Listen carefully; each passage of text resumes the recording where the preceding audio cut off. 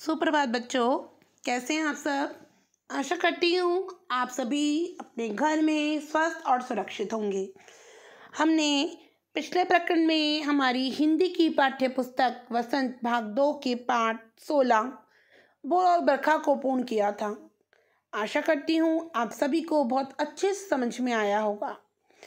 आज हम उसी पुस्तक के पाठ 18 संघर्ष के कारण मैं तुनुक मिजाज हो गया धनराज पढ़ेंगे, जो पाठ विनीता पांडे जी द्वारा लिखित है। ये पाठ एक भेंट वार्ता है। भेंट वार्ता मीन्स मीटिंग, कन्वर्सेशन, जो साक्षात्कार जिसे हम कहेंगे कि जब कोई किसी से मिलकर बात करता है वो साक्षात्कार होता है। वो है, इसमें हॉकी के सुप्रसिद्ध खिलाड़ी धनराज पिल्ले के व्यक्तित्व को विनीता पांडे जी ने उभारने का प्रयास किया है। पढ़ते हैं पाठ 18 संघर्ष के कारण मैं तुनुक मिजाज हो गया धनराज। हॉकी का नाम तो आपने सुना ही है, बहुत विश्व प्रसिद्ध खेल है ये। हॉकी के सुप्रसिद्ध खिलाड़ी धनराज पिल्ले जब 37 वर्ष के हो गए, उनका एक साक्षात्कार विनीता पांडे ने लिया था। इस साक्षात्कार का संपादित अंश यहाँ दिया जा रहा है। उसमें विनीता पांडे ने उनका जब साक्षात्कार लिया था तो उसमें जो कुछ अंश था, जो संपादित अंश ये छपा था, ये हमारी पाठ्य पुस्तक में दिया गया है। विनीता, खिड़की पुणे की तंग गलियों से लेकर मुंबई के हीरानंदानी पवई कॉम्प्लेक्स तक आपका सफ़र बहुत लंबा और कष्ट साध्य रहा है। उस सफ़र के बारे में कुछ बताएं। ये बात विनीता पांडे धनराज से पूछती हैं। धनराज, बचपन मुश्किलों से भरा रहा। हम बहुत गरीब थे। मेरे दोनों बड़े भाई हॉकी खेलते थे, उन्हीं के चलते मुझे भी उसका शौक़ हुआ है, पर हॉकी स्टिक खरीदते तक की हैसियत नहीं थी मेरी, इसलिए अपने साथियों की स्टिक उधार मांगकर काम चलाता था। वह मुझे तभी मिलती जब वह खेल चुके होते थे। इसके लिए बहुत धीरज के साथ अपनी बारी का इंतज़ार करना पड़ता था। मुझे अपनी पहली हॉकी स्टिक तब मिली जब मेरे बड़े भाई को भारतीय कैंप के लिए चुन लिया गया। उसने अपनी पुरानी स्टिक मुझे दे दी। वह नई तो नहीं थी, लेकिन मेरे लिए बहुत कीमती थी, क्योंकि वह मेरी अपनी थी। मैंने अपनी जूनियर राष्ट्रीय हॉकी सन 1985 में मणिपुर में खेली। तब मैं सिर्फ 16 साल का था। देखने में दुबला पतला और छोटे बच्चे जैसा चेहरा। कदकाठी के बावजूद मेरा ऐसा दबदबा था कि कोई मुझसे भिड़ने की कोशिश नहीं करता था। मैं बहुत जुझारू था, मैदान में भी और मैदान के से बाहर भी। 1986 में मुझे सीनियर टीम में डाल दिया गया और मैं बोरिया बिस्तरा बांधकर मुंबई चला आया। उस साल मैंने और मेरे बड़े भाई रमेश ने मुंबई लीग में बेहतरीन खेल खेला। हमने खूब धूम मचाई। इसी के चलते मेरे अंदर एक उम्मीद जागी कि मुझे ओलंपिक 1988 के लिए नेशनल कैंप से बुलावा ज़रूर आएगा, पर नहीं आया। मेरा नाम 57 खिलाड़ियों की लिस्ट में नहीं था। बड़ी मायूसी हुई, मगर 1 साल बाद ही ऑलविन एशिया कप के कैंप के लिए मुझे चुन लिया गया। तब से लेकर आज तक मैंने पीछे मुड़कर नहीं देखा। इस तरह कुछ धनराज जी ने अपने विषय में विनीता पांडे को बताया।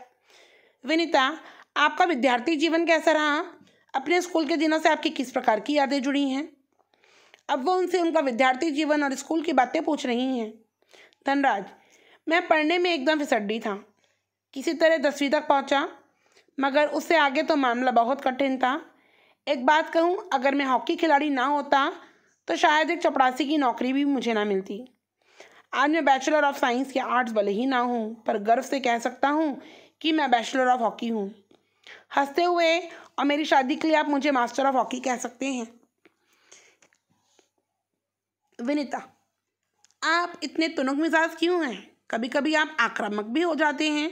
धनराज, इस बात का संबंध मेरे बचपन से जुड़ा हुआ है। मैं हमेशा से ही अपने आप को बहुत असुरक्षित महसूस करता रहा।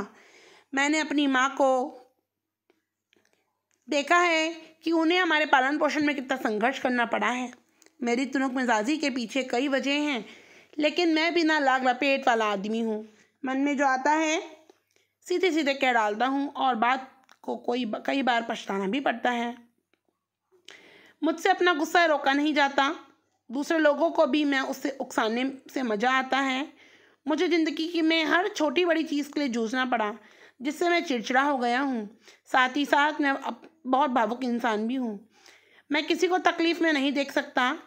मैं अपने दोस्तों और अपने परिवार की बहुत कद्र करता हूँ। मुझे अपनी गलतियों के लिए माफ़ी मांगने में कोई शर्म महसूस नहीं होती। ऐसा कुछ उन्होंने अपने बारे में बताया। विनीता,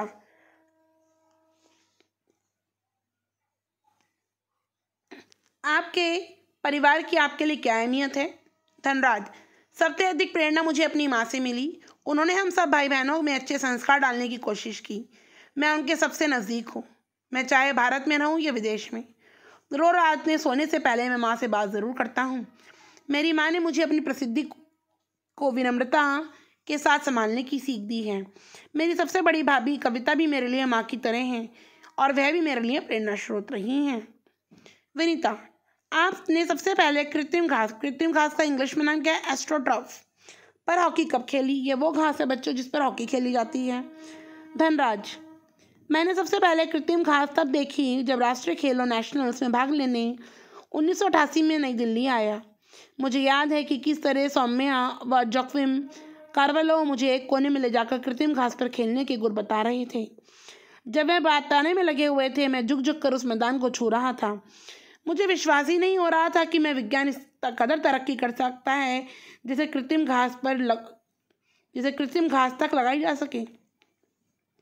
विनीता, हर युवक का सपना होता है कि उसके पास एक कार हो। आपके पास अपनी पहली कार कब आई? धनराज, मेरी पहली कार एक सेकंड हैंड अरमाडा थी जो मुझे मेरे पहले के एम्प्लॉयर ने दी थी।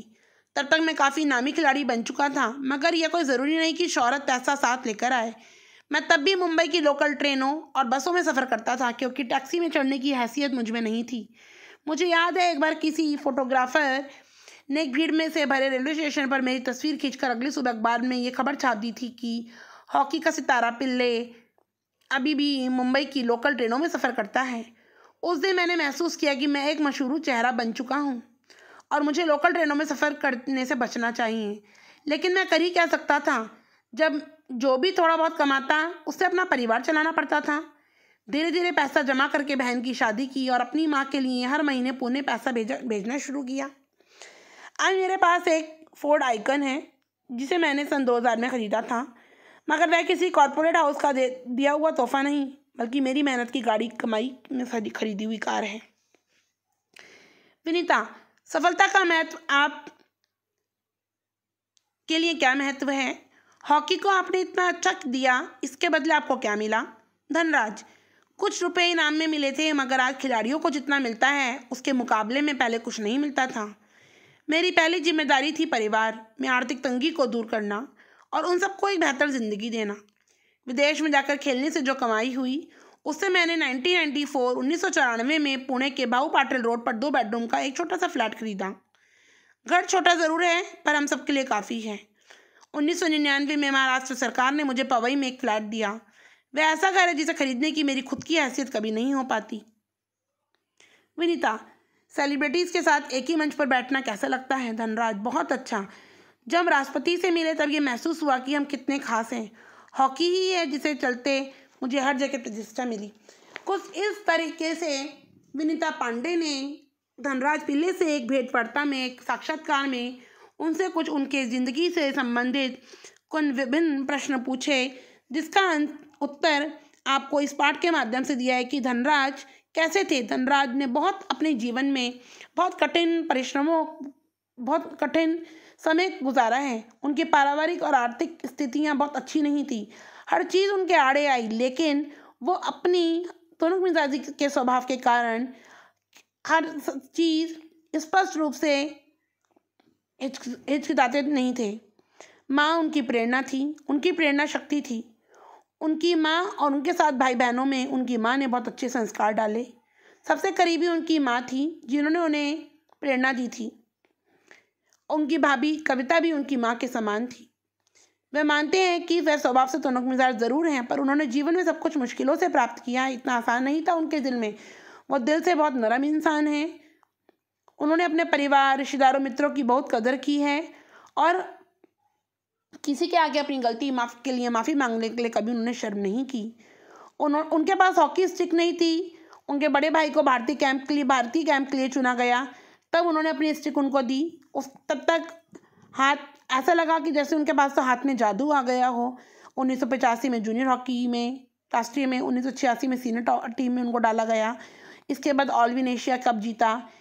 उसके बाद तो उन्होंने पीछे मुड़कर ही नहीं देखा। आखिरकार उनको उनकी सफलता की सीढ़ी जो मिल गई थी, वो सीढ़ियाँ चढ़ते चले गए और उनको राष्ट्रपति ने भी सराहा। कई फिल्मी सितारे भी उनको पसंद करते थे, जैसे जैकी श्रॉफ व प्रेम चोपड़ा।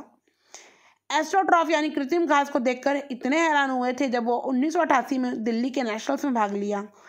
उनको इस बात का वो नहीं हो रहा। तब उनको जब सोमशे और कार्बोलो एस्ट्रोट्रॉफ पर खेलने का तरीका बता रहे थे, तो उनको इस बात का बहुत आश्चर्य हो रहा था कि किस प्रकार विज्ञान ने इतनी तरक्की कर ली है कि एक कृत्रिम घास भी बनाई जा सकती है। वे अत्यंत साधारण परिवार से हैं।